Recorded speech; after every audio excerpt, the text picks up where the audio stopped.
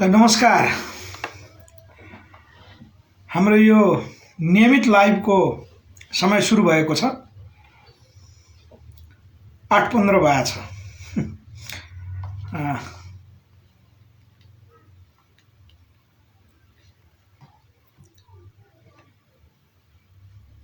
आज सनसनीपूर्ण एउटा समाचार ब्रेक भयो।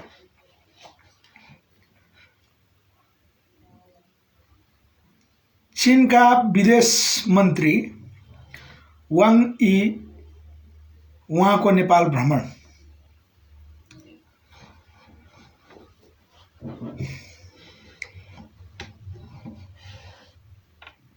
नेपालका परराष्ट्र मन्त्रीले नाम नखोलाउनु भए पनि केही मिडियाहरूले नाम सार्वजनिक गरिहाले। त्यो आजको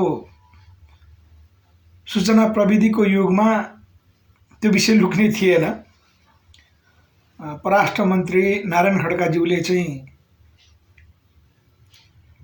हाई प्रोफाइलका विदेशका अतिथिहरूको नेपाल भ्रमण हुन्छ भनेर चाहिँ भन्नुभयो। सँगै जुन न्युज ब्रेक भयो त्यसपछि एउटा यहाँ सनसनीपूर्ण समाचार सरह त्यो मच्चियो। के होला? त्यस्तो सनसनीपूर्ण किन हुनुपर्ने थियो होला? नेपालमा एमसीसी पास भइसकेपछि तुरुन्तै चिनिया काउन्सिलर राष्ट्रपति पछिको शक्तिशाली नेतृत्वमा गनिन्छ चीनमा प्रोटोकलको हिसाबमा।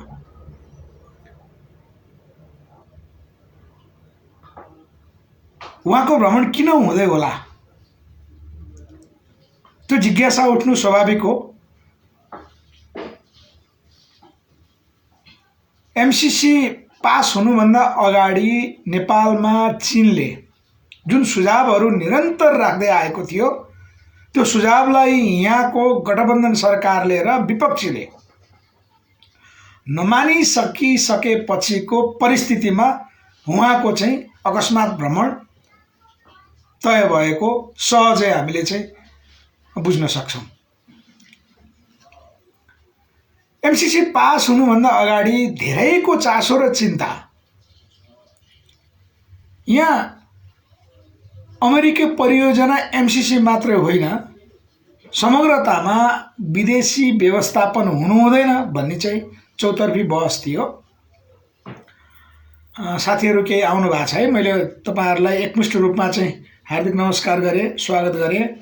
आज मगर दिनेशजी आउनु भएको छ, कुमार खड्काजी पनि आउनु भएको छ, कमल खड्काजी, केही साथीहरू चाहिँ आउनुभयो। मैले तपाईहरुलाई पुनः फेरि एकमुष्ट स्वागत गर्दै विषयवस्तुमा अगाडि बढे। यहाँको गठबन्धन सरकारले चीनले दिएको सुझाव नमान्नुको अर्थ के होला? भारतले प्रत्यक्ष रूपमा बोलेन एमसीसी को विषयमा र यहाँ नेपालीको चिन्ता नेपाल विदेशीको क्रीडा स्थल नबनोस् भन्ने बढी थियो। त्यसकारण अहिले एमसीसी पास नगर्दा नै सबैभन्दा राम्रो भनेर चाहिँ आम नागरिकले आफ्नो चासो राख्नु भएको थियो। यद्यपि त्यो चासोलाई सरकारले देखेन, सरकारले महसुस गरेन भनौँ अथवा आवश्यक ठानेन। एमसीसी प्रतिनिधि सभाबाट पास भयो। पूर्णतया नेपालले एमसीसी पास गरिसकेको भन्ने कुरा त यसको अर्थ अझै लाग्दैन, किनभने अझै राष्ट्रिय सभाबाट पास हुन बाँकी छ, राष्ट्रपतिज्यूबाट त्यो अनुमोदन हुन बाँकी छ। भूपेन्द्र थापाजीले भन्नुभएको छ, नमस्कार सर भन्नुभएको छ, जय होस्, नमस्कार। तपाईँ विदेशबाटै हुनुहुन्छ क्यारे होइन भूपेनजी? तपाईँ मलेसिया भन्नुभयो जस्तो लागेछ है, मैले बिर्सेँ। त्यसकारण नेपाली जनताको जो चासो र चिन्ता थियो, त्यो नेपाली जनताको चासो र चिन्ता पछिल्लो समय चीनको नेपालमा जबरजस्त उपस्थिति अब यसले के संकेत गर्छ प्रष्ट रूपमा चाहिँ देखियो। वाङ यीको भ्रमण चैतको पहिलो हप्ता हुने त्यो देखिन्छ। यद्यपि मिति यति नै गते यति नै समय भन्ने त छैन, तर वाङ यीजीको भ्रमण अब निश्चित भयो। त्यो वाङ यीजीको भ्रमण होइन कि चिनिया उच्च स्तरीय पदाधिकारीको चाहिँ नेपालमा भ्रमण हुनु, आकस्मिक भ्रमण हुनु, यो नेपाली जनताले जुन कल्पना गरेको नेपाल क्रीडा स्थल हुन्छ त्यसकारण एमसीसी पास गर्न हुँदैन भन्ने जो चिन्ता थियो त्यसलाई चाहिँ अब थप मद्दत पुगेको छ।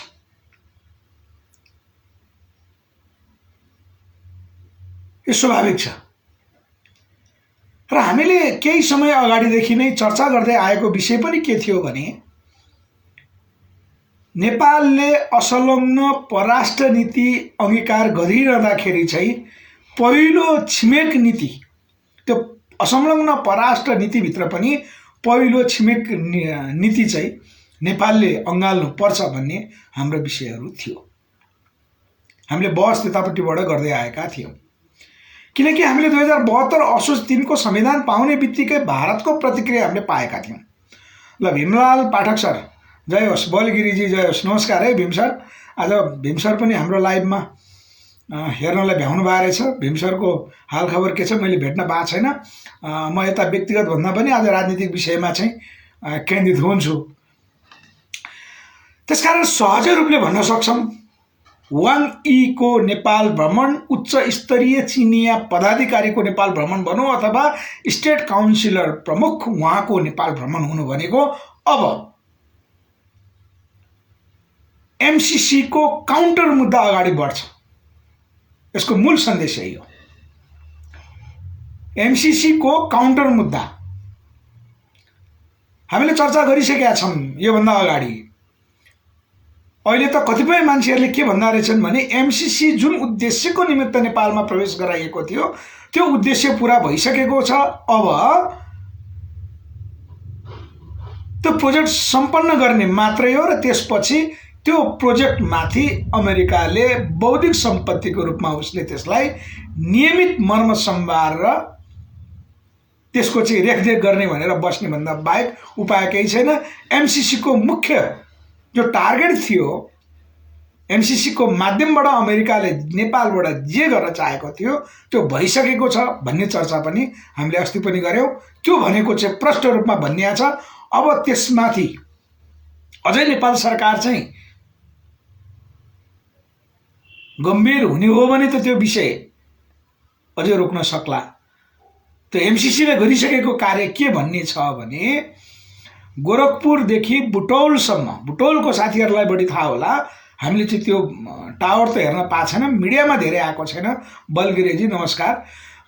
तर त्यो टावरमा डिभाइस फिट गरिएको, त्यो डिभाइसले अमेरिकाको लक्षित भूभागहरू जुन उनीहरूको अध्ययन अनुसन्धानको निमित्त चाहिँ त्यो डिभाइसले चाहिँ सबै सूचना त्यसले चाहिँ क्याच गर्ने, त्यो सैटेलाइट मार्फत त्यो क्याच गर्ने र त्यसलाई चाहिँ वाशिंगटनले अमेरिकाले प्रोसेसिङ गरेर उसको के उद्देश्य हो त्यो उद्देश्यतर्फ अगाडि बढ्ने भन्नेसम्म छ। यो कति सत्य हो यो बाहिर आएको कुरा। अब के होला? के हामीले खोजेको यस्तै होला? हामीले कल्पना गरेको नेपाल यस्तै होला? बिस्तारै अब चिनिया विदेश मन्त्रीको नेपाल भ्रमण, भारतीय प्रधानमन्त्री मोदीजीको नेपाल भ्रमण, सम्भावित अहिले नाम आए अनुसार कतारको विदेश मन्त्रीको भ्रमण पनि नेपालमा हुँदैछ भन्ने कुरा आछ। यसले के जनाउँछ? अब नेपाल स्वाभाविक रूपमा अब विदेशीहरूको चासोको केन्द्र अब बन्ने निश्चित भयो।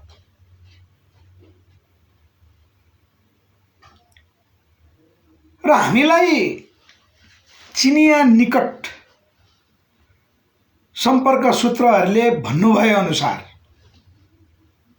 उहाँहरूको भनाइ के छ भने गगन थापाजीले भन्नुभएको कुरा जस्तै हुन्छ। 60 अरब अमेरिकाले दियो भने चीनले त्यसलाई काउन्टर गर्ने गरेको त्योभन्दा निकै ठुलो प्रोजेक्ट चीनले नेपालमा अगाडि सार्छ र एमसीसी को आन्तरिक उद्देश्य चीनलाई थाहा नहुने कुरा भएन, जसको निमित्त नेपाल सरकार मार्फतै उसले चाहिँ रोक्न चाहन्थ्यो। त्यो असफल भइसकेपछि चीनले चाहिँ एक किसिमको सिधा हस्तक्षेपकारी नीति चीनको त कहिले हुँदैन, तर निकै डरलाग्दो किसिमले चाहिँ हस्तक्षेप रूपी अब कदम नेपालमा चाल्ने हामीले देख्छौं। जुन कुराको हामीले योभन्दा पहिला धेरै चर्चा गरेका थियौं र अरू साथीहरूले पनि अहिले केही साथीहरूले बोल्न सुरुवात गर्नु भएको छ।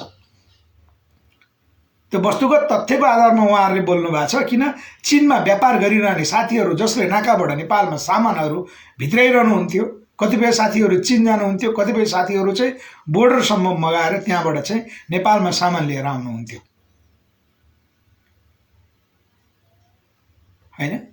उहाँहरूले भने अनुसार पनि र हामीले त विगत 2 वर्ष अगाडिदेखि नै के भनिरहेका थियौं भने नेपाललाई चीन र भारतले सहकार्य गरी अघोषित रूपमा नाकाबन्दी गरिदियो भने के हुन्छ भन्ने सम्मको कुराकानी हामीले गरेका थियौं। ल कपिल अर्यालजीले एसआईआली गठजोड निर्माणको अभ्यास हुँदैछ भन्नुभएको छ, त्यो तपाईको जानकारी रह्यो। मैले कपिल अर्यालजी मेरो तपाईँ चिनेकै साथी हुनुभयो हुनाले तपाईलाई मैले बाहिरी रूपबाट चिन्ने हो, इन्टरनल भित्री रूपबाट मैले तपाईलाई अहिलेसम्म चिन्न सकेको आभास भएको छैन। यद्यपि तपाईका प्रतिक्रियाहरू हेर्दाखेरि ल देव ओलीजी दाइ नमस्कार भन्नुभएको छ, नमस्कार देवजी, तपाईँ काठमाडौँ आउनुभयो क्यारे गाउँतिर जानुभएको थियो भन्ने सुनेको छु। बलगरीजीले भन्नुभएको छ सही कुरा र त्यो राम्रो कुरा गर्नुभयो सर भन्नुभएको छ।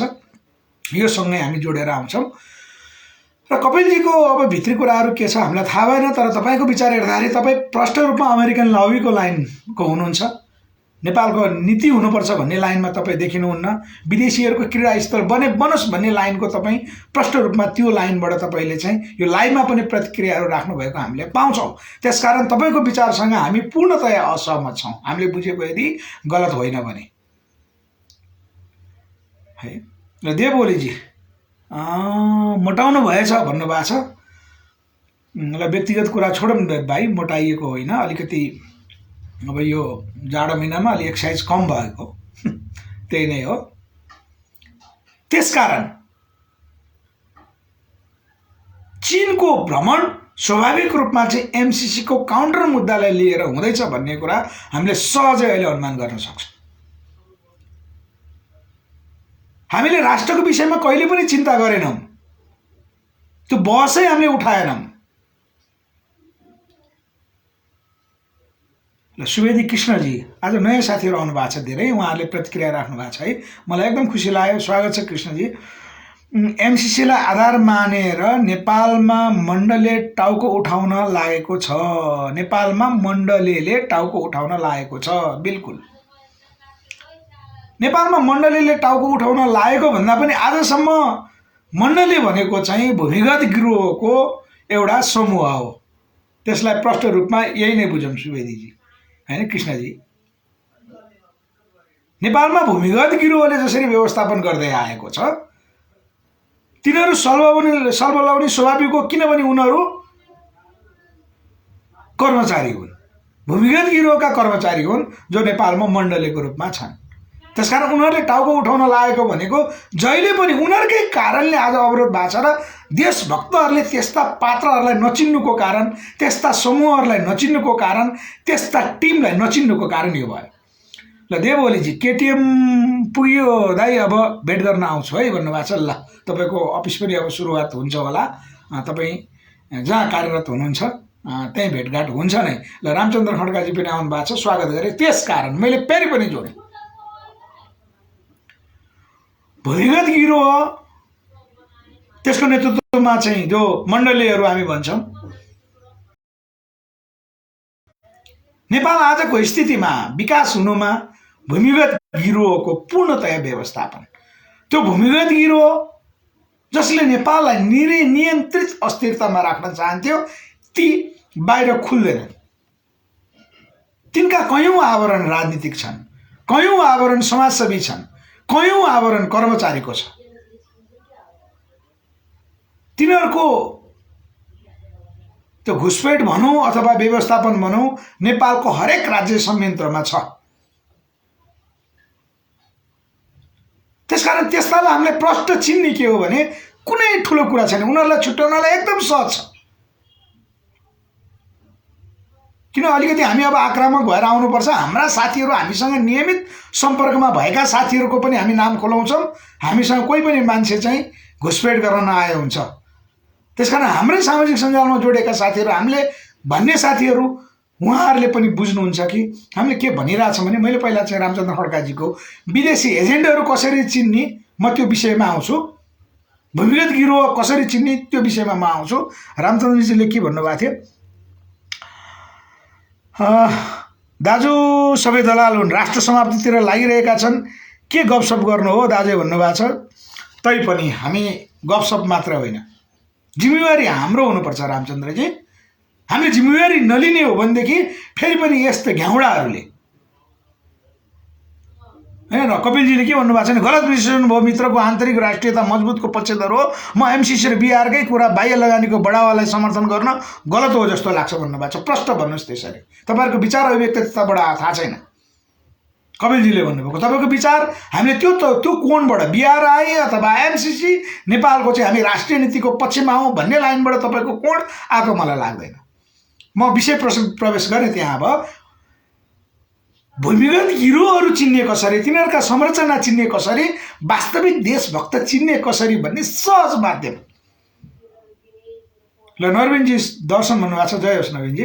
नरविनजी त्यो कसरी हो भने प्रष्ट रूपमा बुझिन्छ। आजै मात्र एकजना साथी छ, लामो मेरो कुराकानी भयो, मैले उदाहरण प्रस्तुत गर्छु तपाईँहरूलाई बुझ्न सजिलो होस् भनेर, चिन्न सजिलो होस्। किनभने फेरि पनि हामीले राष्ट्रघाती र देशद्रोहीहरू अहिलेका चाहिँ स्थापित पार्टीहरूलाई भनिरहँदाखेरि उनीहरूले त प्रत्यक्ष रूपमा राष्ट्रघात र देशद्रोही कार्य गरे, त्यसकारण प्रमाणको आधारमा भन्न सक्यो। तर प्रत्यक्ष रूपमा राष्ट्रघात र देशद्रोह गर्ने स्थान बनाइदिनेहरू, नेतृत्व बनाइदिनेहरू भूमिगत गिरोह हो र तिनीहरूलाई चिन्ने चाहिँ अब हामीले कोसिस गर्नुपर्छ। म त्यो कुरा राख्न चाहन्छु आजलाई। अहिलेको कांग्रेस, अहिलेको माओवादी केन्द्र, अहिलेको एमाले, अहिलेको समाजवादी र अहिलेको राप्रपा प्रष्ट रूपमा बुझ्नुहोस्, उनीहरू राष्ट्रघाती र देशद्रोही कसरी हुन् यो कुरामा हामीले धेरै भनिरहन पर्दैन। बिचरा राजेन्द्र लिङ्गदेनजीको एउटा अन्तर्वार्ता काफी छ। मैले त सेयर गर्न पनि त्यति आवश्यक ठानिनँ। मैले मेसेन्जरमा कयौँ साथीहरूलाई पठाएर केही साथीहरूलाई मैले अनुरोध गरेँ, यो अन्तर्वार्ता हेर्नुहोस्, जगदीश खड्काजीसँग भएको केही दिन अगाडिको अन्तर्वार्ता। एउटा साधारण राजनीतिक चेतना भएको गाउँको मान्छेले पनि तर्क गर्न सक्छ कि कमल थापाले हाँक्न नसकेको राप्रपा तपाईँ कसरी हाँक्नुहुन्छ भन्दा जनताले विश्वास गर्छन्, हामीलाई विश्वास गर्नुपर्छ भन्ने भन्दा बोली अरू केही पनि छैन। के आधारले राप्रपालाई नेपाली जनताले मत हाल्ने आधार के? त्यो आधारै छैन। नेपाली जनतालाई आगामी नेपालको विश्वसनीयता हामीले चाहिँ बुझाउन नसक्ने हो भने नेपाली जनता त्यति मूर्ख छन् आज पनि? राप्रपाले नेपाली जनतालाई त्यसरी सोचेको छ? आज पनि बेकुफ बनाएको छ नेपाली जनतालाई राप्रपाका नेतृत्वहरूले। यो बडा गहन कुरा छ। उनीहरूको मूल मुद्दा सबैले बुझ्नुपर्छ। उनीहरूका मूल मुद्दा भनेको राज संस्था र हिन्दू राष्ट्र। राप्रपाको मुद्दा नेपाली जनताले राज संस्था र हिन्दू राष्ट्र मुद्दा होइन भन्ने कुरा आज बुझ्दैनन् होला। नेपाली जनतालाई फेरि पनि भ्रममा राख्ने कोसिस तिनीहरूले किन गर्छन्? कुनै पनि शासन व्यवस्था आफैमा साध्य होइन, त्यो साधन हो। यसमा कसैलाई दुई मत छ? राज्य व्यवस्था कुनै पनि आफैमा साध्य होइन, त्यो साधन हो, त्यो माध्यम हो। राजेन्द्र लिङ्गदेनजीले उत्तर दिन नसक्नु भएको विषय त्यही हो, जुन कुरा हामीले नेपालको राष्ट्रिय नीतिको कुराकानी गरिरहेका छौँ। हामी राष्ट्रिय मिडियामा त अझै उनीहरूको चाहिँ नजरमा परिसकेका छैनौँ। अब बल्ल हामीले हिजोबाट चाहिँ औपचारिक रूपमा सङ्गठन निर्माणको बाटोलाई अँगालेका छौँ। बिस्तारै हामीले कार्यक्रमहरू त्यो अनुसारको गरिसकेपछि हामी राष्ट्रिय मिडियामा बहसमा आइसकेपछि हाम्रा कुराहरू जब राष्ट्रिय मिडिया मार्फतमा अगाडि आउँछ त्यसपछि बढी हुन्छ, चर्चा स्वाभाविक रूपमा हुन्छ। हामीले उठाएको राष्ट्रिय नीति के हो, नेपालले कसरी निकास पाउँछ र हाम्रो पार्टी नेपाल नै अबको मूलधारको राजनीति त्यसको अगुवाई गर्ने पार्टी किन हुनुपर्छ भन्ने कुरा प्रष्ट हुन्छ। राप्रपाको सबभन्दा गलत विचारै के हो भने उसले साधनलाई मुद्दा बनिदियो। त्यसो भए नेपाली जनताको विकास के, नेपाल समृद्ध हुने आधार के त? यदि राष्ट्र संस्था र हिन्दू राष्ट्रै मूल मुद्दा हो भने उनीहरूको मूल लक्ष्य नै के? राष्ट्र संस्था पुनर्स्थापना, 47 को संविधान पुनर्स्थापना, हिन्दू राष्ट्र पुनर्स्थापना। के नेपाली जनता यति बेकुफ छन्? जगदीश खड्काजीले सोध्नुभएको कुरा बेकुफको शब्द त उहाँहरूले प्रयोग गर्नु भएन। त्यो अन्तर्वार्ता हेर्नु होला। यदि कसैलाई चाहिन्छ भने मलाई मेरो म्यासेन्जरमा आउनु होला। तुलसीजीले के भन्नुभएको छ है, हाम्रो पत्रकार मित्र आउनुभयो तुलसीजी। चिनिया विदेश मन्त्रीको नेपाल भ्रमण लगत्तै चिनिया प्रधानमन्त्रीको पनि नेपाल भ्रमण हुँदैछ। चीन नेपालको निमित्त आक्रामक हुँदैछ। परिणामको प्रतीक्षा नेपाली जनतालाई केही आग्रह गर्न आवश्यक छैन, सबै दलका कार्यकर्ता मात्रै हुन्, ज्ञान होस्। बिल्कुल त्यो तुलसीजी एउटा पत्रकारको क्षेत्रबाट जे कुरा भन्नुभएको छ प्रष्ट रूपमा बताइदिनु भएको छ, तपाईँलाई हार्दिक धन्यवाद। तर हामी नेपालको मूलधारको राजनीति बन्दै गरेको क्रममा सम्भावित योभन्दा पहिला पनि हामीले बहस गरेका थियौँ र हामीले भनेका छौँ चीनले नेपालमा बाध्यकारी रूपले हस्तक्षेप गर्ने स्थितिको हामीले रोकावट गर्नुपर्छ। त्यसको निमित्त हामीले 2 वर्ष अगाडि चिनिया राजदूतावास घेराउ गरेका थियौँ लिपुलेखको विषयलाई लिएर। बिल्कुल हो, हामी जिम्मेवार हुन सकेन भने अघि एकजना साथीले हामीलाई भन्नुभएको जस्तै हामी जिम्मेवार नहुने हो भने नेपाल अपराधीहरूको चाहिँ अब क्रीडास्थल बन्छ। अपराधीहरूको क्रीडास्थल बन्छ। अपराधीहरूको क्रीडास्थल बन्नु भनेको सोझा सादा नेपाली जनता भाँडमा जानु, पिल्सिने नेपाली जनता हो। यहाँका श्रमजीवी जनता जो सङ्घर्ष गरिरहेका छन्, जो विदेश जान सकेको स्थिति पनि छैन, विदेश गए पनि नेपालमा आउनुपर्छ, परिवार यहीँ छ। अहिलेका युवा पुस्ता जस्तो अनिवार्य अहिलेको सोच सबैको बाहिर जाने, ग्रिन कार्ड लिने, पिआर लिने, त्यतै बस्ने भन्ने सोच भएका मान्छेहरूको त चिन्ता एउटा होला हैन, उनीहरू चाहिँ सुरक्षित हुन्छ भने होला। तर यहाँका किसान, यहाँका मजदुर नेपालमै बसेर परिवारसँगै बसेर नेपाललाई मुक्ति दिनुपर्छ भन्ने जो इमान्दार नेपालीहरू छन्, इमान्दार नेपालीहरू अब पिसिनुको विकल्प हुँदैन। हामीहरू जस्ता मान्छे चुप लाग्यौँ भने, देशभक्तहरू चुप लाग्ने हो भने क्रीडास्थल नेपाल भयो। तुलसीजीले भन्नुभयो चिनिया प्रधानमन्त्रीको त नेपाल भ्रमणको कुरा थाहा छैन, तर अब हुन्छ। जहाँसम्म लाग्छ चिनिया प्रधानमन्त्रीको पनि हुन्छ, भारतीय प्रधानमन्त्रीको पनि हुन्छ, अन्य देशबाट पनि हुन्छ भनेको नेपाल त्यति सेन्सिटिभ देशको रूपमा परिणत भइसक्यो। कारण के होला? यत्रो बहस उठिरहँदा पनि फेरि हामी चुनावी तालमेल गर्दै ल रामचन्द्र खड्काजीले फेरि के भन्नुभएको छ, मैले तपाईँको प्रतिक्रिया पढेँ रामचन्द्रजी। दिल्लीका गल्लीमा नोइडाको भट्टीमा छविलाललाई हुर्काई जब 12 बुधे मार्फत आयातित गणतन्त्र नै देश विघटनको तयारी हो। जुन बिन्दुबाट गल्ती भएको हो त्यही गल्ती सच्याउन 62-63 भन्दा अगाडिको स्थितिलाई फर्कन हामी तयार नहुने हो भने हामी मुलुकको विघटनको समाप्तिको लागि पर्खिरहेका छौँ भनेर बुझ्नुपर्ने हुन्छ। चिनियाहरूको के कुरा गर्ने, कुत्ता भोटे यत्रो हत्याकाण्ड हुँदा किन चुप? ल आक्रोशपूर्ण बनाइराख्नु भएको छ है हरि कार्कीजी। देश समृद्धि कसरी हुन्छ त? बस हरि कार्कीजी, देश समृद्धि कसरी हुन्छ भन्दा हामी देशभक्तहरूको एउटै सङ्गठन बनेर राज संस्था निर्माण गरिसकेपछि हुन्छ। पृथ्वीनारायण शाहले दिव्य उपदेश मार्फत दिनुभएको नेपालको मार्ग जो हो त्यसलाई अब निर्माण गरिसकेपछि हुन्छ। रामचन्द्रजीको भनाइमा म आएँ, 62-63 भन्दा अगाडि नेपाललाई फर्काउने हो भने हामीले याद गरौँ। ल तारा, मैले धेरैको प्रतिक्रियालाई एकैचोटि उत्तर दिन असम्भव छ। सम्भवतः तारा अर्याल थापाजीको पनि त्यही लाइन हो। दलविहीन व्यवस्था चाहियो, 5 वर्ष सबै दल अपराधमा सामेल। ल ताराजी, तपाईँले भन्नुभएको छ व्यवस्था चाहियो भन्नुभएको छ, तपाईँ माग गर्नुहोस्। तपाईँलाई चाहिँ शुभकामना छ। हामी निर्माण गर्ने पक्षमा छौँ। तपाईँहरू माग गर्दै हुनुहुन्छ, हामी तपाईँको माग पुरा गर्ने लाइनमा। किनभने हामी राजनीतिक दल हो, हामी नेतृत्व हौँ।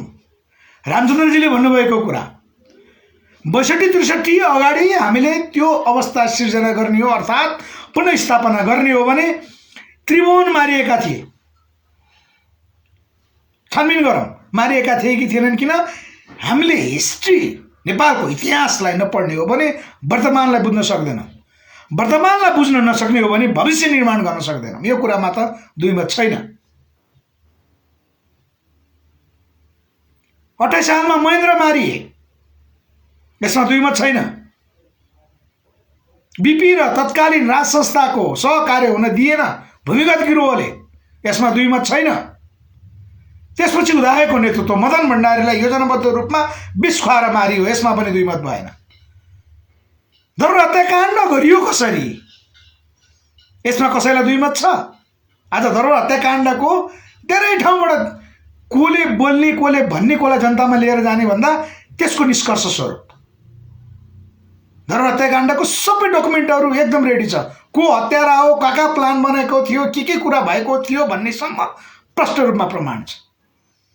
हामीले 62-63 अगाडिको पुनर्स्थापना यदि गर्ने हो, अर्थात् 2047 को संविधानलाई पुनर्स्थापना गर्ने हो भने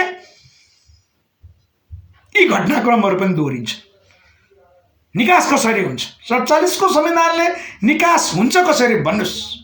तपाईहरुले चाहियो भनेर माग गर्नु तपाईहरुको राइट हो, तर ख्यालठट्टा नगरौँ। जुग बित्यो, हाम्रो हजुरबुवाको समय बित्यो, बुवाको समय पनि बित्यो, हामी छोराको पुस्तामा छौँ। हाम्रा छोराहरू अब अगाडि बढ्ने समय हो। यो ख्यालठट्टाले नेपाल बन्दैन। हामी त्यति अब आजको युगमा त्यति त्यो विचारमा स्खलित भएर कुराकानी नगरौँ, बहस गरौँ। साँच्चै खुला बहस गर्ने, किन हामीले त खुला बहस खुला गरेका छौँ। हामी अनौपचारिक रूपमा गोलमेज छलफलमा धेरै पटक बसिसकेका छौँ नेपालका प्रबुद्ध व्यक्तिहरूसँग। त्यसकारण मैले बेला बेलामा उहाँहरूसँग भएको भेटको फोटो मात्र हाल्न मिल्यो, त्यसकारण मैले फोटो हालेको छु। हामीले अन्तर्राष्ट्रिय समुदायका जो नेपाललाई साँच्चै हित चाहनुहुन्छ उहाँहरूसँग भेटघाटको फोटोहरू पनि हामीले हालेका छौँ। त्यसको सन्देश के हो भने म फलानु ठुलो मान्छेसँग भेटघाट गरेँ भन्ने सन्देश हाम्रो सन्देश कहिले पनि हुन्न। अझ हामीले पछिल्लो चरण भेटघाट गरेको भर्खर मात्रै केही महिना अगाडि मात्रै भेटघाट गरेको महेन्द्र पी लामा सरसँग त उहाँ भारतका सरकारका सल्लाहकार भएको हैसियतले, उहाँ भारतको विषय विज्ञ हुनुभएको हैसियतले उहाँ फोटो खिच्नलाई चाहिँ नमिल्ने भएर हामीले सार्वजनिक गर्यौँ। विषय के हो भने 47 को संविधानले नेपाललाई निकास दिने ग्यारेन्टी के? कोही बहस गर्न सक्नुहुन्छ, खुला बहस। हामी खुला मञ्चमै कार्यक्रम आयोजना गर्न तयार छौँ। हामी त्यो कार्यक्रम पनि सोच्दैछौँ। सम्भवतः हामी खुला मञ्चमा अब निरन्तर, योभन्दा पहिला त अनसनको नाममा हामी 140 दिन खुला मञ्चमा बसेका थियौँ, रिले अनसनको नाममा। त्यहाँ मागलाई हामीले चाहिँ नेपालको राष्ट्रिय नीति के हुन सक्छन् भनेर हामीले सार्वजनिक रूपमा त्यहाँ ब्यानरमा टाँगेर सबै माझ प्रचार गरेका थियौँ। त्यसले हामीलाई चाहिँ बाहिर रूपमा चिनाएको थियो। हामी त्यो बहस गर्न चाहनुहुन्छ, कोही आउन चाहनुहुन्छ, सक्नुहुन्छ। 47 को संविधानले नेपालको निकास हुन्छ कसरी, कसले राख्न सक्नुहुन्छ? छातीमा हात राखेर भनौँ, साँच्चै देशभक्त हामी हो भने पृथ्वीनारायण शाह सम्झेर हुँदैन। पृथ्वीनारायण शाहको गुण तपाईमा हुनु पर्यो। महेन्द्रलाई सम्झेर हुँदैन। महेन्द्र देशभक्त राजा भनेर हुँदैन। महेन्द्र लिएको नीति तपाईले लिन सक्नु पर्यो। महेन्द्रको आचरण तपाईमा हुनु पर्यो। त्यो छ, त्यो आचरण छ, त्यो आँट छ। अहिले पनि एकजनाले भनिदिनु भयो, बिचरा हाम्रो चेतनाको स्तर, उहाँहरूको हैसियत के हो मलाई थाहा छैन। म विषय प्रसङ्गमा आउँदैछु है। हामीले भूमिगत गिरोह चिन्ने कसरी भन्ने कुरा म आज मूल विषय त्यतैतिर बोलेर चाहिँ म अन्त्य गर्छु। अहिले पनि यहाँ प्रतिक्रिया राख्दिनु भयो। दलविहीन व्यवस्था हामी चाहन्छौँ। उहाँहरू फेरि महेन्द्रलाई मान्नुहुन्छ, जबकि महेन्द्रले नै दलविहीन व्यवस्था चल्दैन भनेर 2027 सालमा शम्भुप्रसाद गेवाली तत्कालीन मन्त्री मार्फत बहुदलीय व्यवस्थाको लागि संविधान बनाउनु भएको थियो महेन्द्रले। महेन्द्र पनि मान्ने हामी। हेर्नुहोस् त, विचारमा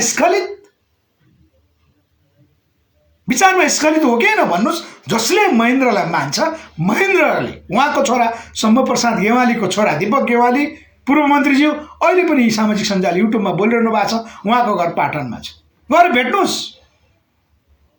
उहाँको बुवाले तयार गर्नुभएको महेन्द्रको निर्देशनमा यदि महेन्द्रको चितवनमा उहाँको हत्या हुँदैन थियो भने काठमाडौँ फर्केर आउने बित्तिकै बहुदलीय व्यवस्था त्यसको संविधानको ड्राफ्टलाई सार्वजनिक गर्ने सम्बोधन गरेर चाहिँ बाहिर लिएर आउने कुरा थियो। जबकि अहिले के भनिदिन्छ, दलविहीन व्यवस्था।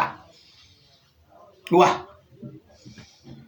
यही हो भूमिगत गिरो हो भनेको। यस्तै हुन्छ। नेपालको राष्ट्रिय नीतिको कुरा गर्दैनन्।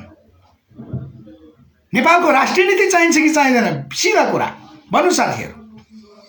हामीले साधारणतया एउटा घर बनाउनको निमित्त जग्गाको आकार अनुसार, जग्गाको साइज अनुसार, जग्गा कतापट्टि फर्केको छ त्यो अनुसारको इन्जिनियरिङ गर्छौँ। पहिला कस्तो घर बनाउने, कति तला बनाउने, कुन रङ प्रयोग गर्ने, ढोका कता, झ्याल कता, के कता वास्तु अनुसारको हो भने त्यही अनुसार बनाउँछ।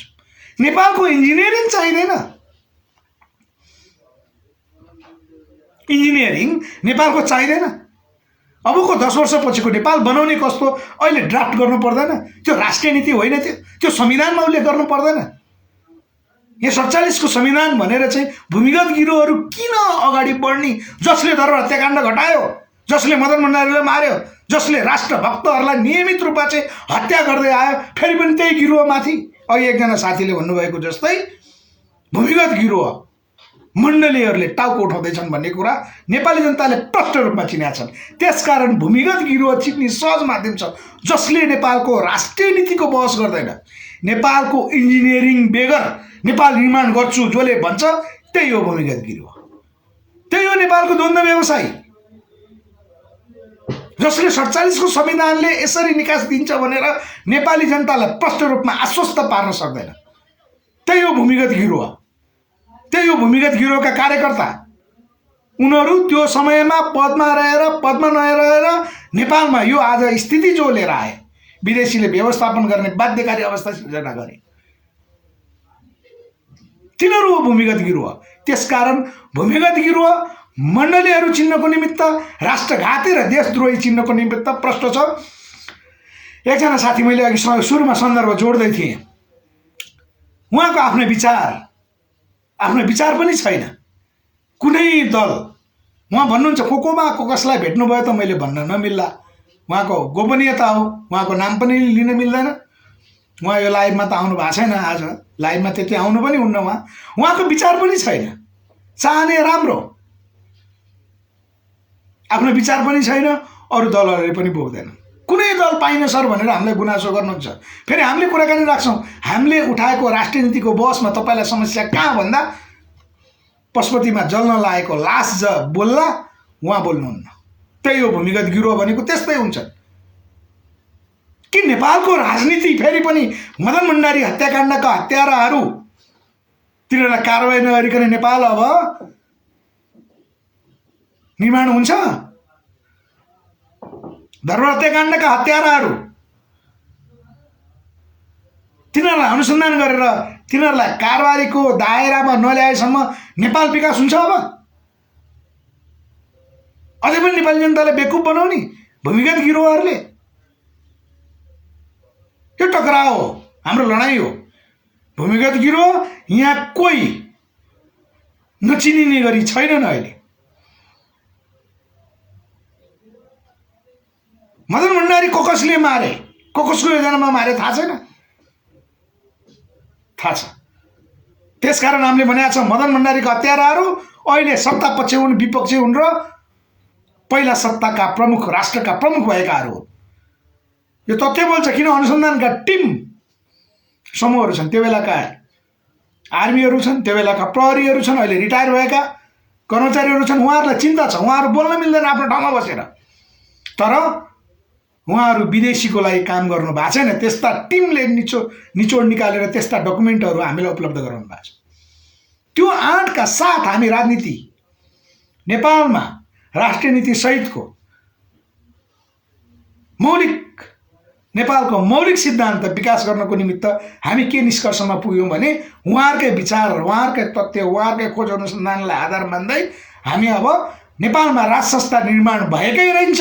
पृथ्वीनारायण शाहको समय पछाडि पृथ्वीनारायण शाहले जो नेपालको कल्पना गर्नुभयो, पृथ्वीनारायण शाहले नेपाल जो देख्नुभयो त्यो बेला, त्यसलाई दिव्य उपदेश मार्फत जो कुरा दिएर जानुभयो, अब त्यसलाई जोड्ने गरेको राज संस्थाको निर्माण हामी प्रत्यक्ष गणतन्त्रको त्यत्रो वर्ष बहस गरेर आएका मान्छेहरू यी सबै छोडेर चाहिँ राज संस्थाको निर्माण आएका। त्यसकारण अब यहाँ भूमिगत गिरोहका कार्यकर्ताहरू नसल बोलाए हुन्छ।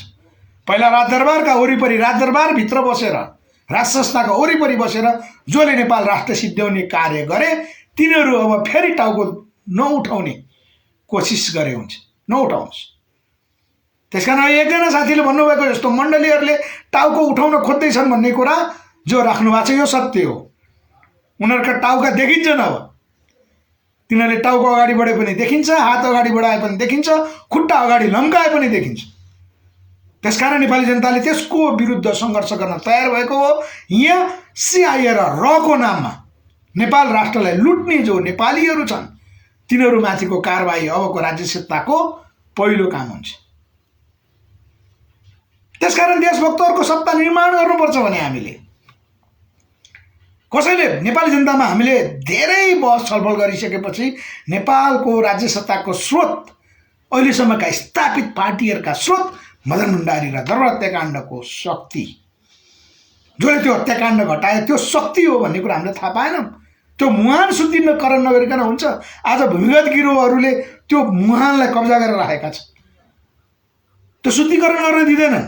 अनि त्यसका कार्यकर्ताहरू अहिले कोहीले 47 को संविधान भनेका छन्, कोहीले निर्दलीय व्यवस्था भनेका छन्। अनि त्यस्तै मान्छेहरू पृथ्वीनारायण शाहको चाहिँ पौष 27 गते एक दिन माल्यार्पण गर्न गएका छन्।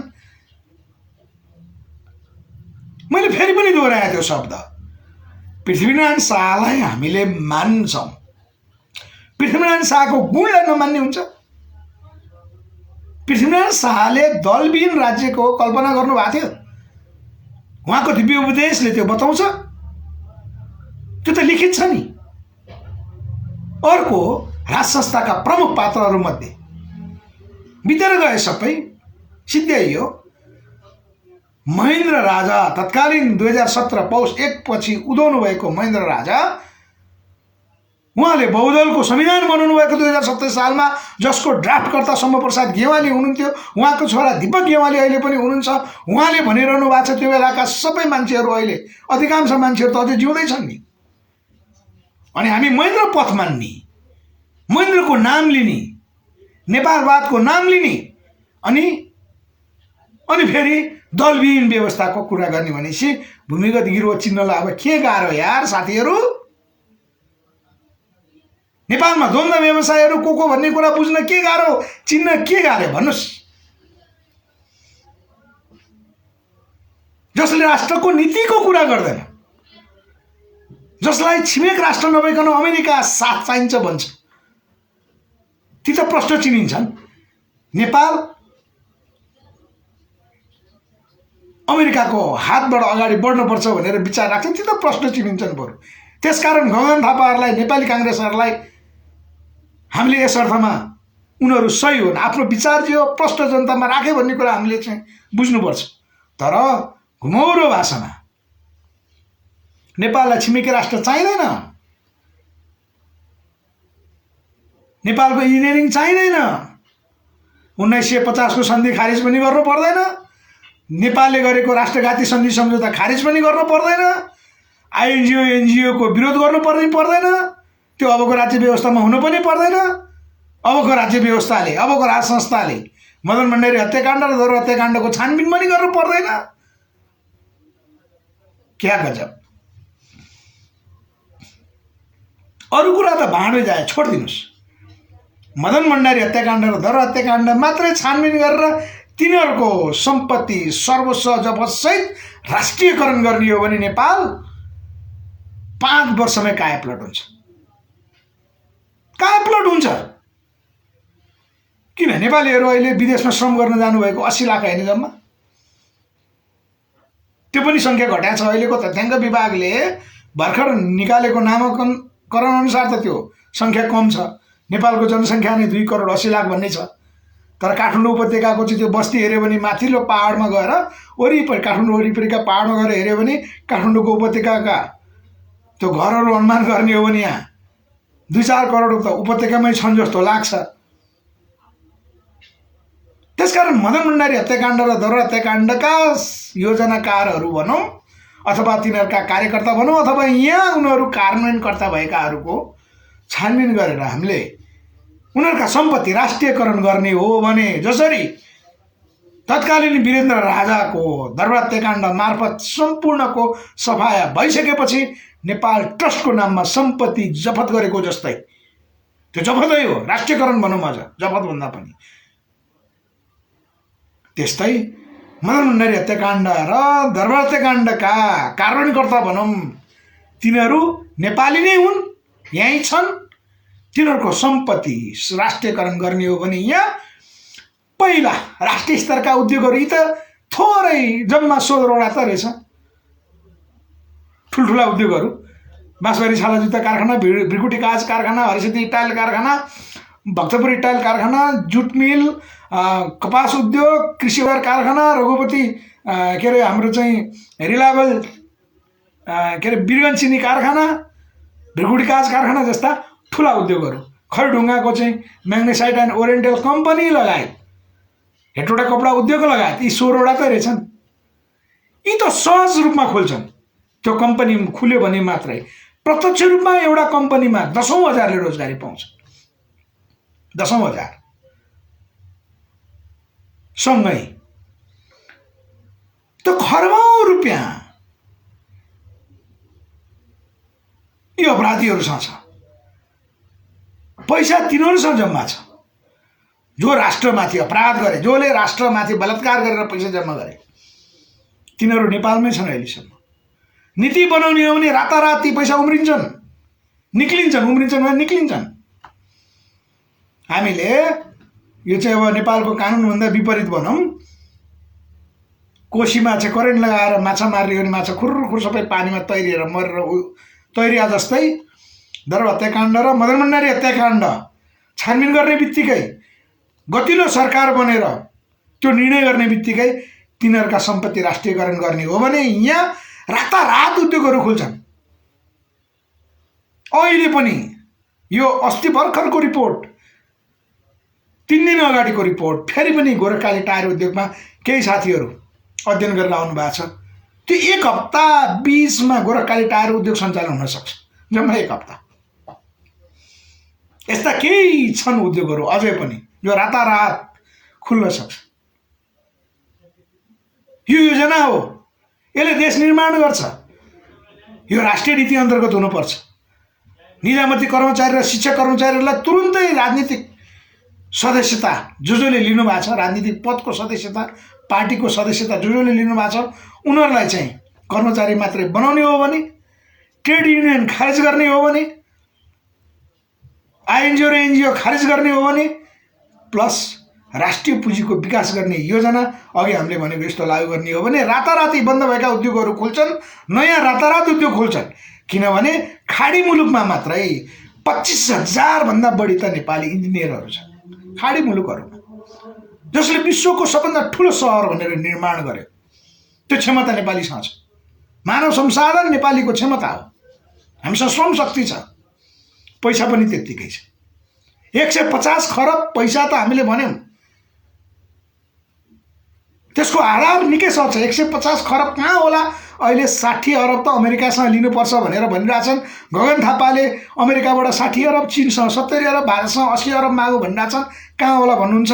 त्यो पैसाको आधार मैले धेरै भन्न भनेको, फेरि पनि भन्छु, यही विषयमा म सम्भवतः भोलिको विषय यही बनाउँछु म।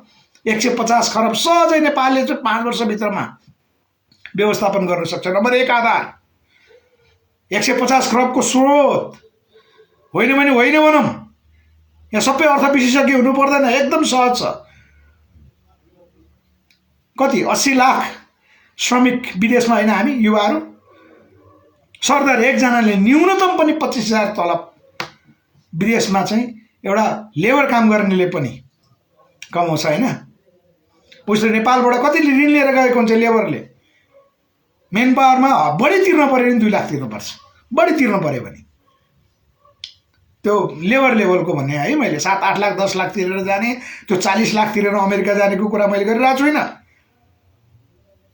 किनभने हाम्रा थुप्रै साथीहरूको मेन पावर छ, उहाँहरूसँग हामीले धेरै कुराकानी गरेका छौँ। सरकारले त 10,000 रुपियाँ भनेको छ, तर त्यो सम्भव चाहिँ छैन। 80 लाख युवालाई हामीले क्याल्कुलेसन गर्ने हो एउटै, त्यसलाई चाहिँ हामीले मोटामोटी रूपमा भन्ने हो भने 25,000 तलब जसले खान्छन् उनीहरू न्यूनतम 3 वर्ष विदेश बस्नुहुन्छ। 3 वर्ष, महिनाको 25,000 खाने मान्छेले वर्षमा कति खाने भयो? 1,20,000। 4 महिनाको 1 लाख, 12 महिनाको 3 लाख। 3 महिनामा उसले कति कमाउँछ? के अरे 3 वर्षमा 9 लाख चाहन्छ। खर्च सबै घटाएर उसले 5 लाख रुपियाँ पैसा जम्मा गर्न सक्छ। मैले 150 खरबको कुरा गरेँ, जबकि नेपालको वार्षिक बजेट अहिले 15 खरब चाहन्छन् मात्रै छ। योभन्दा पहिला 16 खरबको थियो, अहिले 15 खरब अलिक घट्या छ। 80 लाख युवाबाट मासिक 5,000 मात्रै नेपालमा एउटा अर्थनीति लिएर आउनु पर्यो, चाहे नागरिक लगानी कोष जस्तो बनाएर अथवा छुट्टै एउटा त्यस्तो निकाय गठन, राष्ट्र बैंक अन्तर्गत निकाय गठन गरेर चाहिँ हामीले सेयर पुँजी कलेक्सन गर्ने हो भने 1 जना बराबर लेबी काटेको जस्तै प्रति महिना विदेशमा काम गर्ने साथीहरू 5,000 रुपियाँ नेपाल निर्माणको निमित्त हामी सेयर सङ्कलन गर्छौँ भनेर चाहिँ 1 जना बराबर। किनकि उसले 3 वर्ष विदेश बस्दा 5 लाख नेपालमा लिएर आउँदा के पनि हुँदैन, त्यो पैसाले केही गर्न सक्दैन। उसले पहिला लोकल रक्सी खाए हुन्थ्यो, पछि बियर खाएर पैसा सिद्ध्या हुन्छ। उसलाई सिलाको लुगा लगाए हुन्थ्यो, पछि आएर जिन्स प्यान्ट लाउने हुन्छ, त्यो पैसा त्यसै खेर गएको हुन्छ। महिनाको 5,000 यसलाई चाहिँ सेयर रकम जम्मा गर्ने हो भने 80 लाख इन्टु 5,000 डिभाइड गर्नुहोस् महिनाको, त्यो पनि छोडो। 3 वर्षमा उनीहरू बराबर 1 लाख रुपियाँ मात्रै हामीले सेयर जम्मा गरौँ, कति हुन्छ? 8 खरब पैसा हुन्छ। 80 लाख इन्टु 1 लाख बराबर डिभाइड गर्नुहोस्, 8 खरब हुन्छ। जब नेपाल सरकारको 8 खरब पुँजी हुन्छ भने नेपाल सरकारले विश्व ब्याङ्कबाट, अरू ब्याङ्कबाट नेपाल सरकार जमानी बसेर अर्को 8 खरब इन्भेस्ट गर्न सक्छ, ऋण लिन सक्छ र 16 खरबको प्रोजेक्ट पेश गर्न सक्छ। एउटा मात्रै आधार, यो 16 खरबको बजेट। अर्को बजेट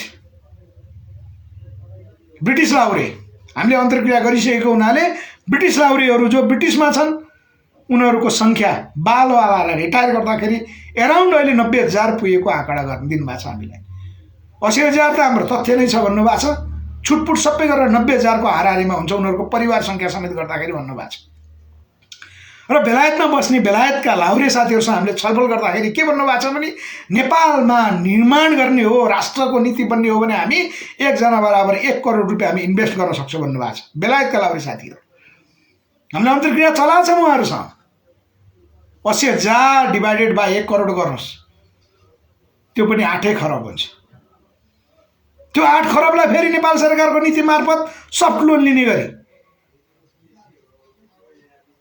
हामीले नीति बनाउने हो भने त्यो पनि 16 खरब हुन्छ। कति भयो? 32 खरब स्वाभाविक रूपमा। अर्को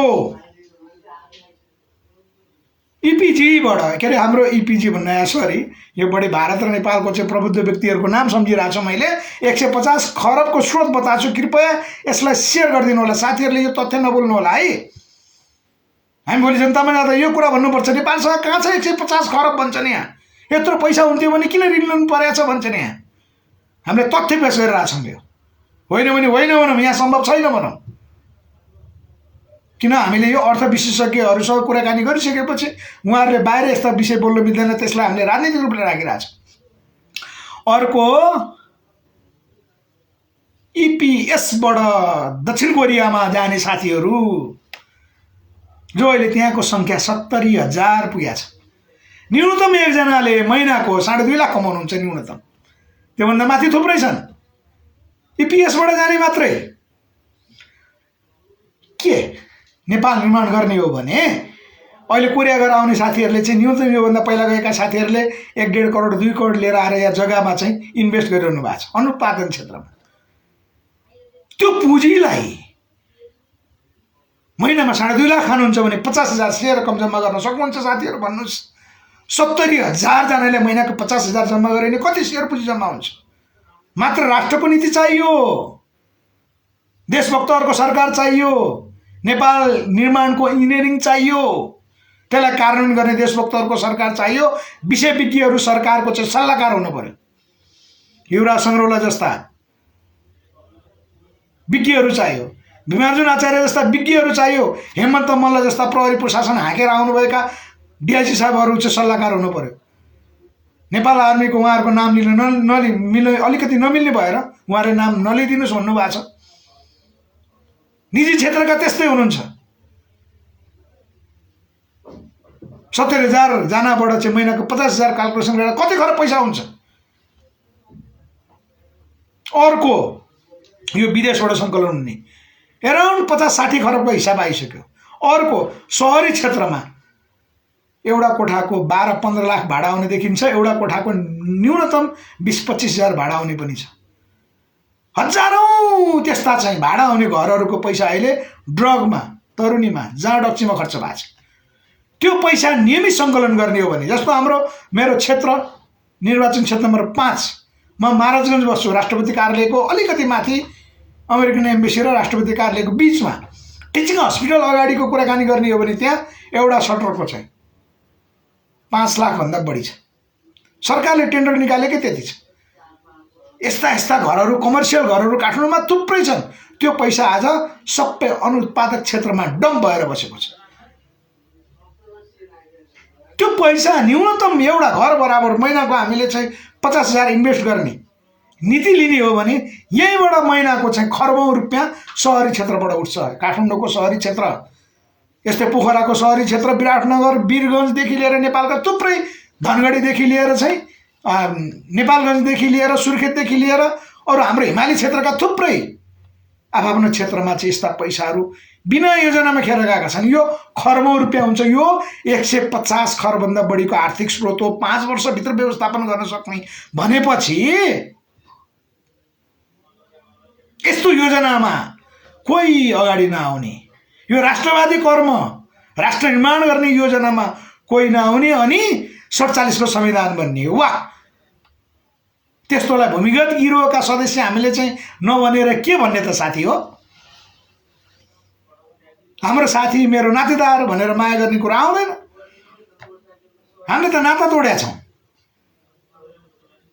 राष्ट्रसँग सहकार्य गर्दाखेरि राष्ट्रघाती र देशद्रोहीहरू आफ्नो नजिकको कोही नातेदार भएछन् भने नि ती अपराधी नै हुन्, ती राष्ट्रिय अपराधी हुन्। त्यसकारण नेपाल निर्माणको खुला बहस गरौँ। यहाँ चिनिया वाङ्गी आउनुभयो भनेर खुसी हुने कुरा होइन। हामीले उनीहरूलाई त्यो नेपाल निर्माण गऱ्यौँ। तपाईँहरूको भन्दा राम्रो छ, एकपल्ट तपाईँहरूको राष्ट्र बनाउनलाई नेपाल हेर्न आउनुहोस् भनेर बोलाउनु पर्ने थियो। अमेरिकाको जो बाइडेन होस् अथवा रुसका चाहिँ पुटिन हुन् अथवा चिनिया सी जिनपिङ हुन् अथवा भारतीय मोदी प्रधानमन्त्री किन नहुन्। नेपाल निर्माण हामीले यसरी गऱ्यौँ। आउनुहोस्, हाम्रो मौलिक छ, हाम्रो नेपालको विकास पद्धति तपाईँहरूले पनि अवलम्बन गर्नुहोस् ताकि विश्वमा तपाईँहरूले शान्तिको सन्देश दिन सक्नुहुन्छ। शान्ति मार्फत राष्ट्र कसरी निर्माण गर्न सकिन्छ र सुखी नेपाली, समृद्ध नेपाल जस्तै आफ्नो देशको जनतालाई सुखी र राष्ट्रलाई समृद्ध कसरी बनाउन सक्नुहुन्छ। विश्वमा साम्राज्यवादको नाममा हतियार चलाउनु पर्दैन, हतियार बेचेर धनी हुनु पनि पर्दैन भन्ने सो उदाहरणीय देश छ भनेर चाहिँ हामीले भिजिटमा बोलाउनु पर्ने ठाउँमा आज नेपाललाई हस्सेप गरेर लाउनु पर्ने। वाह, यत्रो क्षमता भएको देशमा विदेश आउनुपर्ने किन? नेपालबाट चीनको असुरक्षा हुने सन्दर्भ बढ्यो, नेपालबाट भारत असुरक्षित हुने अवस्था झन् बढ्यो, नेपालबाट अब दक्षिण एसियाई त्राहिमाम हुने स्थिति बढ्यो। त्यसको निमित्त व्यवस्थापन गर्न आइदिनु पर्ने, मुखले सम्झाएर नभइसकेपछि आउनुपर्ने स्थिति होइन यो। त्यसकारण नेपाल क्रीडास्थल हुन सक्दैन। कुनै छिमेकी राष्ट्रका विरुद्ध नेपाल भूमि प्रयोग हुन दिँदैनन्। यो हाम्रो राष्ट्रिय नीति हो। आज कुन नेताले भन्नुभएको छ? राप्रपाका नेताले भनेका छन्, माओवादी केन्द्रका नेताले भनेका छन्, भन्ने बेला एक चीन नीति गर्ने बेलामा चिनियाहरूलाई पुरै चीन विरोधी तत्त्वहरू तिब्बत विरोधी तत्त्वहरूलाई खुल्लमखुल्ला कार्यक्रम गर्न दिने नेपाल सरकार छ। नेपाल जनताले बुझाएको छैन नि यो कुरा आज। त्यसकारण हाम्रो पार्टी नेपालले यी सबै योजनाका साथ राष्ट्रिय कर्म गर्दै राष्ट्रलाई मुक्ति दिलाउनको निमित्त नेपालमा विदेशीहरूको व्यवस्थापनमा आजसम्म जे भए यी सबैलाई व्यवस्थापन गर्दै मूलधारको राजनीतिक नेतृत्व गर्नको निमित्त हिजोबाट औपचारिक रूपमा सङ्गठन मार्फत अगाडि बढिसकेको छ। त्यसकारण अहिलेलाई नेपालको स्थिति यहाँका राजनीतिक दलहरूले त्यही बनाएको हुनाले हामीले वाङ यीलाई नै स्वागत गरौँ। भारतीय प्रधानमन्त्री आउनुहुन्छ, उहाँलाई पनि स्वागत गरौँ र नेपालको वास्तविक अवस्था र हाम्रो चाहना राष्ट्रिय नीति हो। नेपालको राष्ट्रिय नीति बनाउनलाई मद्दत गर्नुहोस्। भारतलाई धन्यवाद दिनुपर्छ अहिले, किनभने नेपालमा उसले चाहिँ कर्मचारी मार्फत व्यवस्थापन जो गर्ने गर्थ्यो त्यो राजनीतिक सम्बन्धमा रूपान्तरण गरेको छ। सरकार टु सरकार सम्बन्धमा चाहिँ उसले रूपान्तरण गरेको छ। नेपालमा हस्तक्षेपकारी नीति उसले छोडेको छ। त्यसकारण भारतलाई यसै गरी अगाडि बढ्नुहोस् र नेपाल विकासमा सहयोग गर्नुहोस् भनेर हामीले भारतलाई भन्न सक्नुपर्छ। चीनलाई अब यहाँ हस्तक्षेपकारी गर्ने अवस्था हामी दिँदैनौँ है। हाम्रो योजनामा तपाईँहरूले सहयोग गरिदिनु भयो भने हामी यहाँबाट तपाईँहरूको सुरक्षा गर्ने काम गर्न सक्छौँ। चीनले नेपालबाट धेरै तनाव लिनु पर्दैन भन्ने चाहिँ हामीले आश्वस्त तुल्याउन सक्नुपर्छ। त्यसकारण विदेशी कूटनीतिक पाहुनाहरू अमेरिकन आउनुभयो भने पनि त्यही भनौँ। यद्यपि अमेरिकनहरू पनि पहिला उनीहरूको योजना लागू किन भएन भनेर बुझ्नु आएको। हामीले कूटनीतिक मान्छेको अपमान कहिले पनि गर्नु हुँदैन। यद्यपि यहाँ अहिले त्यही पनि भूमिगत गिरोहका मान्छेहरू हुन्, जबकि कूटनीतिक मान्छेहरूलाई एयरपोर्टमै कालो झन्डा देखाउने, अमेरिकन एम्बेसी घेर्न जाने, त्यो कूटनीतिक नियोग हेर्न जाने कुन बुद्धिले हो, को हो त्यो? त्यसलाई हामीले देशभक्त भन्न मिल्छ? हाम्रो पाहुना हो, राष्ट्रको राष्ट्र पाहुना हुन्छ। हरेक राष्ट्रको प्रतिनिधि चाहिँ आधिकारिक रूपमा कूटनीतिक काम गर्ने चाहिँ राजदूतावास हुन्छ। हामीले राजदूतावासमा चाहिँ कालो झन्डा देखाउन जाने, त्यहाँ ढुङ्गा हान्न जाने, त्यहाँ जुलुस गर्न जाने, यो भूमिगत गिरोहरुका योजनाहरू हुन्। नेपाल राष्ट्र विरोधीहरूका योजनाहरू हुन् यी। त्यसकारण हामी कहिले पनि कूटनीतिक मर्यादा नआगेर चाहिँ त्यस्ता कार्य गर्न हुन्न। कसैलाई एयरपोर्टमा कालो झन्डा देखाउन आवश्यक छैन। कालो झन्डा देखाउने हो भने नेपालको निर्णय लिने नेताहरूलाई देखाउँ न, नेपाल विपरीतका संविधान निर्माण गर्ने नेताहरूलाई देखाउँ। त्यो आँट छ हामीसँग। अहिले एउटा भिडियो भाइरल छ नि त, भोट माग्न आउँदाखेरि जनताले कसरी प्रतिकार गरेका छन् भन्ने कुरा। त्यो स्थिति गरौँ न हामीले। त्यो देशभक्त कर्म हुन्छ, न कि पृथ्वीनारायण शाहलाई मान्ने, पृथ्वीनारायण शाहको नीति नअँगाल्ने, महेन्द्रलाई मान्ने, महेन्द्रको नीति हामीले नलिने, महेन्द्रले गरेको आचरणहरू नबोक्ने, अनि बीपीको विचार मान्ने, बीपीले गरेको कर्म नगर्ने, कम्युनिस्ट पार्टी भन्ने, आफ्नो महासचिवको हत्या भएको छानबिन नगर्ने, हामी राजावादी भन्ने, वीरेन्द्रको दरबार हत्याकाण्ड भएको छानबिन नगर्ने। क्या गजब छ। यो सबै वाहियात हो। नेपाली जनताले यो बुझ्या छन्। अब जनतालाई थप भ्रममा पार्ने काम कसैले नगरौँ। ल, आज अलिकति चिनेका साथीहरूमाथि मैले व्यङ्ग्य गरेको भन्ठानु होला। यो आक्रोश हो। यो आक्रोश अब सबै ठाउँमा देखिन सुरुवात हुनेछ, किनभने हिजोबाट हामीले औपचारिक सङ्गठनहरू निर्माण गरेर सुरुवात गरेका छौँ। हामीले अरूले जस्तो मेरो पार्टीमा यतिजना आए उतिजना आए भनेर हामीले हल्ला गर्ने कुरा रहन्न, किनभने हामी विशुद्ध देशभक्तिपूर्ण कार्यमा भएको हुनाले इमान्दारपूर्वक, तपाईँहरूलाई थाहा छ जसले आफूले चाहिँ राष्ट्रलाई दोहन गरेको छु भन्नुभएको छ, ती सबैले यी कर्म छोडौँ र रूपान्तरण हौँ, राष्ट्र निर्माण अगाडि बढौँ भन्ने भनाइ राख्दै आज मेरो नृत्यका गुरु रोचक थापा सर पनि हाम्रो लाइभमा आउनुभयो। उहाँलाई चाहिँ मैले पछि हेरेँ सर, माफ चाहेँ। पवन राउतजी कहाँदेखि हुनुहुन्छ मलाई पवन थाहा छैन। मदन रेग्मी सरले पनि हेर्नु भएको छ, नमस्कार सर। मदन सर नमस्कार। कृष्ण रसालजी, सञ्जीव भट्टराईजी, हरि कार्कीजी, यहाँहरू सबैलाई चाहिँ हार्दिक धन्यवाद। यो आजको चाहिँ हाम्रो लाइभलाई हामीले नियमित युट्युबमा पनि हाल्ने गरेका छौँ। हाम्रो पार्टी नेपालको आधिकारिक युट्युब च्यानल छ, त्यही नामबाट नै आज हामीले चाहिँ नामाकरण गरेका छौँ। त्यो युट्युब च्यानललाई पनि यहाँहरूले सब्सक्राइब गरिदिनु होला, लाइक गरिदिनु होला, सेयर गरिदिनु होला। र हामीलाई भेट्न चाहनुहुन्छ भने उपत्यकामा हाम्रो कार्यालय महाराजगञ्ज 3 निर्मल निवासको ठिक अगाडि हाम्रो सम्पर्क कार्यालय छ। सम्पर्क कार्यालय, जनसम्पर्क कार्यालयको फोन नम्बर हो 9860 26 36 46, 98 60 26 36 46 र अर्को एनसेलको 98 082 11 898 मा सम्पर्क गरेर हामीलाई भेट्न सक्नुहुनेछ। हामी नियमित कार्यालयमा हुनेछौँ, छलफल गरौँ, भेटघाट गरौँ। नेपाल निकास अब हामीले नगरे भने अरूले गर्दैनन्। अब के होला भनेर सोध्ने कुरा होइन, विश्लेषण गर्ने कुरा होइन, निर्णायक अब हामी हो भन्दै युवा साथीहरू सङ्गठित हौँ, राष्ट्र निर्माणको मोर्चामा सहभागी बनौँ भन्दै आजको लाइभलाई मैले यहीँ अन्त्य गरेँ। यहाँहरूको केही प्रतिक्रिया छ भने मैले एकछिन हेर्छु, नभए अन्त्य गर्छु।